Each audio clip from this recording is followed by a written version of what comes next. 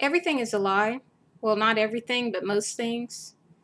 And the lost will fall into most traps. I remember when I was lost and I could go to the local Barnes & Noble, pick up Aleister Crowley, read about his philosophies casually at Barnes & Noble, look at Anton LaVey's Satanic Bible at Barnes & Noble, and, you know, the cashiers won't tell you that these books are evil. They want to be polite. They want to keep their job. They smile, package the books, and give them to you. This is how people can listen to, for instance, Snoop Dogg's song where he talks about selling his soul to Satan, and we're made to feel as though that's entertaining and not serious. And this is how we accidentally sell our souls to Satan, and then we wonder why our lives are a mess and why our lives are destroyed. And it's because we've been conditioned to see the selling of our souls to Satan as a game, as entertainment, and not real, even though people are actually selling their souls to Satan for fame and fortune. I repeat, they are actually doing this for fame and fortune, and some pay the ultimate price early on. They actually have they had a TV show about Robert Johnson, okay, who sold his soul to Satan in order to have musical skills, which he didn't have prior.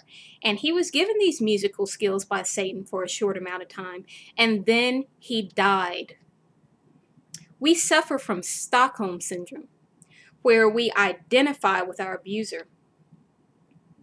And that's what makes us do silly things like sell our soul to the father of lies. Why would you want to sell your soul to the father of lies?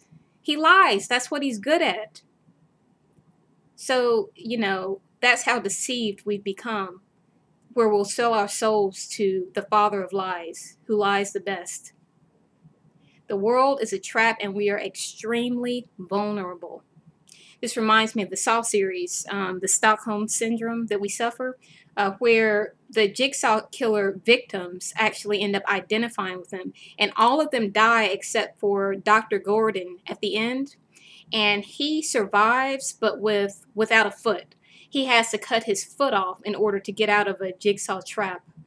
And through him, we're to redeem Jigsaw. He redeems Jigsaw because, you know, the idea is that only the strong survive. You might come out, you know,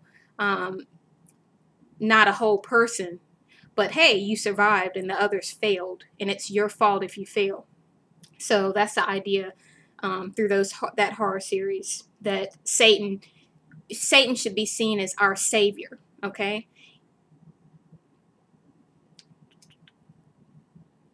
And this is what mainstream media glamorizes, these types of movies. Do you think the Hunger Games series was released for our entertainment? No, it's a conditioning tool. It's to condition us to a much worse situation, and that situation will be manufactured by those who produce that movie or who push forward movies like that.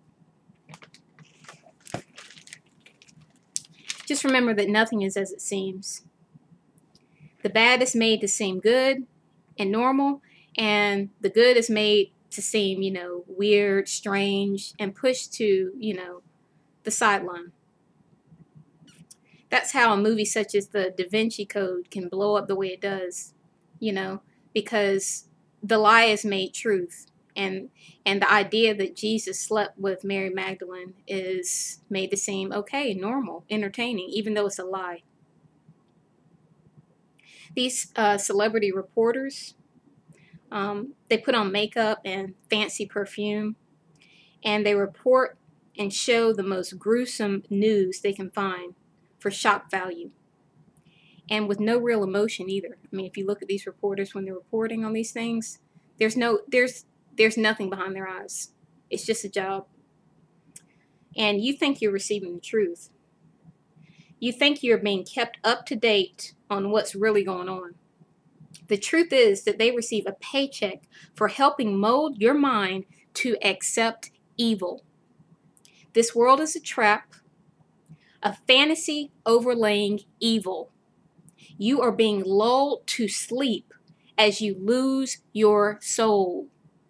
Wake up. You are surrounded by disingenuous people who couldn't tell the truth to save their lives.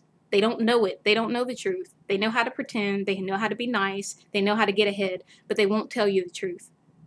They would rather live in a fantasy lie overlaying evil indefinitely. But luckily, Jesus won't allow an indefinite lie to continue. So just be mindful of this, that the most horrific lies can be made to seem normal. You know, you make it come out of the mouths of beautiful, successful people, and people will believe it. You know, people think that selling your soul to Satan is cool. They'll think that death is normal from watching television. We've just been desensitized. And like I said, you can go to your local Barnes & Noble and pick up the most horrible, horrible, satanic, demonic inspired book available. And it can be written in the most beautiful prose, and you would never know that you were talking to a demon by reading that. So just be mindful. This is a trap. We're vulnerable. We need God. Evil is real. Don't be fooled.